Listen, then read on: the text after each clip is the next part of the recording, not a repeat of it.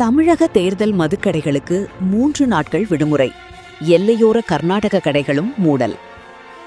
தமிழக சட்டமன்ற தேர்தலுக்கான வாக்குப்பதிவு நாளை மறுநாள் நடைபெறவுள்ள நிலையில் இன்று முதல் தொடர்ந்து 3 நாட்களுக்கு மாநிலம் முழுவதும் மதுக்கடைகளுக்கு விடுமுறை அளிக்கப்பட்டுள்ளது. அதேபோல் தமிழக கர்நாடக எல்லைப் பகுதியிலும் மதுக்கடைகள் மூடப்பட்டுள்ளதால் குடிமகன்கள் ஏமாற்றமடைந்துள்ளனர். தமிழகத்தில் உள்ள 234 சட்டமன்ற தொகுதிகளுக்கும் நாளை மறுநாள் ஏப்ரல் 23 ஒரே கட்டமாக வாக்குப்பதிவு நடைபெறுகிறது.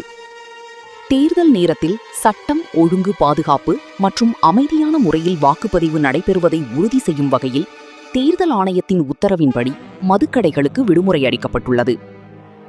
இதன்படி தமிழகம் முழுவதும் உள்ள அனைத்து அரசு டாஸ்மாக் மதுபான கடைகள், அதனுடன் இணைந்த பார்கள் மற்றும் தனியார் கிளப்புகளில் உள்ள மதுக்கூடங்கள் இன்று ஏப்ரல் 21 முதல் தேர்தல் நாளான நாளை மறுநாள் ஏப்ரல் 23 நள்ளிரவு வரை தொடர்ந்து 3 நாட்களுக்கு மூடப்பட்டிருக்கும்.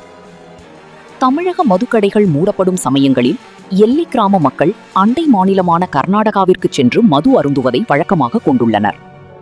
இதனை தடுக்கும் வகையில் தமிழக கர்நாடக எல்லைப் பகுதியான அத்திப்பள்ளி மற்றும் அதனைச் சுற்றியுள்ள சுமார் 6 கிலோமீட்டர் சுற்றளவில் உள்ள அனைத்து தனியார் மதுபான கடைகளும் இன்று முதல் 3 நாட்களுக்கு மூடப்படுவதாக அறிவிக்கப்பட்டுள்ளது. தேர்தல் விதிமுறைகளை மீறி மது விற்பனையில் ஈடுபடுபவர்கள் மீது கடும் நடவடிக்கை எடுக்கப்படும் என தேர்தல் ஆணையம் மற்றும் காவல்துறையினர் எச்சரிக்கை விடுத்துள்ளனர். இதனால் எல்லைப் பகுதிகளில் கண்காணிப்பு தீவிரப்படுத்தப்பட்டுள்ளது.